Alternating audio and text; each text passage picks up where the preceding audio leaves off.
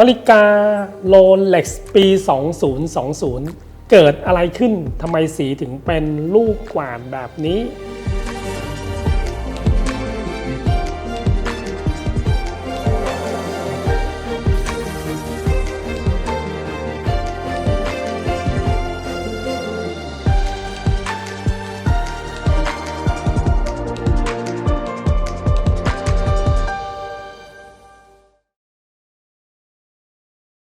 สวัสดีครับผมชื่อเล็กมาโนนะครับในตอนนี้เรามาเรียนรู้นาฬิกาลูกกวาดกันดีกว่านะครับเดี๋ยวย้อนกลับไปในอดีตให้ดูเลยแบบนี้ผมจะบอกว่าจริงๆแล้วอันนี้ไม่ใช่เป็นเหตุการณ์ครั้งแรกนะครับที่โรเล็กเนี่ยทำสีสันให้กับนาฬิกาของตัวเองเป็นแบบนี้นะครับคำว่าสีฉูดฉาดสีลูกกวาดสีอะไรที่มันไม่คุ้นตาเราเนี่ยมันสร้างความแปลกประหลาดให้กับคนที่ยังไม่รู้นะครับว่าอดีตแล้ว Rolex เนี่ยมันเรียกว่าหน้า Stella มาก่อนนะครับในนาฬิกาที่เป็นหน้า Enamel หรือเรียกว่าหน้า Stella นะครับมีราคาที่แพงมากเลยนะครับมันจะเป็นนาฬิกาประเภทหนึ่งนะครับที่ถูกทำเป็น Special Dial ก็คือว่าสีสันที่เป็นลักษณะของการเคลือบสีนะครับหรือเรียกว่า Enamel นั่นเองนะครับอยู่ใน Middle East นะครับหรือว่าอยู่ในตะวันออกกลางเนี่ยเยอะพอสมควรเลยนะครับในนาฬิกาประเภทหนึ่งที่มีสีสันมากๆอันนี้คืออยู่กับนาฬิกาประเภท Day Date นั่นเองนะครับนาฬิกา Day Date เนี่ยให้ความรู้สึกที่เป็นเรโทรนั่นเองนะครับนาฬิกาเรโทรนะครับที่ย้อนกลับไปสู่อดีตในยุคของปี 1970 1980 นะครับเพราะฉะนั้นเนี่ยในยุคของอดีตเนี่ยเรื่องของความสดใสสีสันความสนุกสนานเนี่ยมันเคยเกิดมาอยู่ยุคหนึ่งนั่นเองนะครับเรียกว่า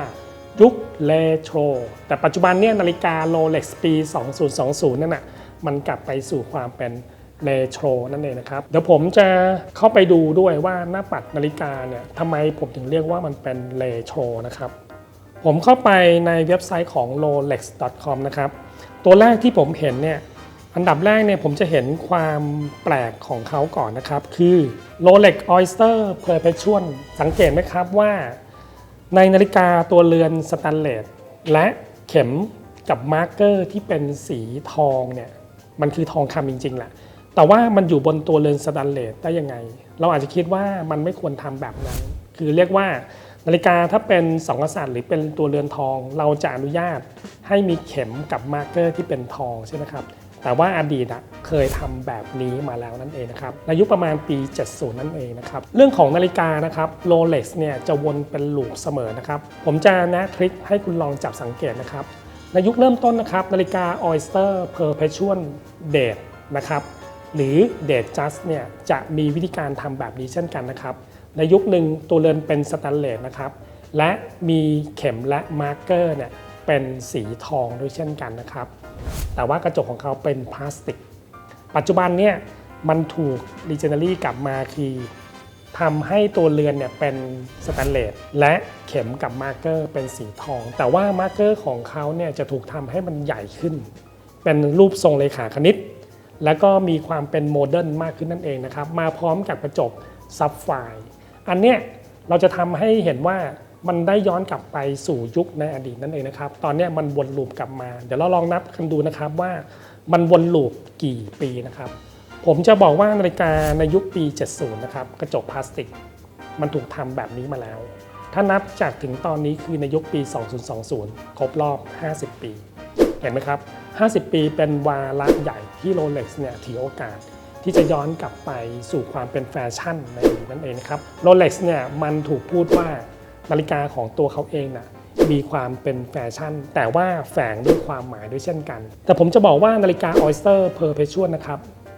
มันหมายถึงนาฬิกาที่ไม่มีวันที่นะครับเพราะฉะนั้นนาฬิกาที่ไม่มีวันที่เนี่ยจะหมายถึงนาฬิกาที่ถูกทำให้มันเป็นสเปเชียล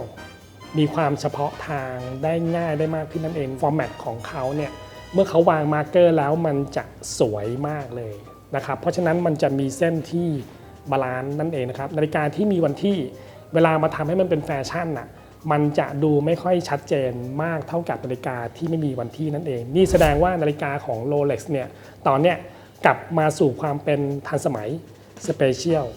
และมีความเป็นเรโทรด้วยเช่นกันนะครับ เรามาดูนะครับในนาฬิกายุคที่เป็น enamel กับสีสันของนาฬิกาปัจจุบันนี้เป็นแบบนี้นี่เอง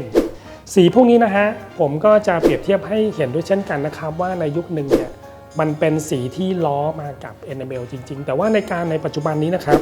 มันจะไม่ใช่วิธีการทำที่เรียกว่าเป็นลงยาหรือเรียกว่าเป็น enamel นะครับในจุดเริ่มต้นของนาฬิกานะครับเราเข้าใจกันดีว่ามันเป็นนาฬิกา pocket watch นะครับ pocket watch ในอดีตนะครับเริ่มต้นโดยการใช้เป็นหน้าปัดหินจริงๆนะครับแสดงว่าหน้าปัดหินหรือหินอ่อนนะฮะมันถูกทำให้มันบางนะครับแต่ในยุคต่อมาคือหน้าปัด enamel นะครับหน้าปัด enamel คือวิธีการลงยาหรือเคลือบสีมันเข้าไปนั่นเองนะครับการเคลือบเนี่ย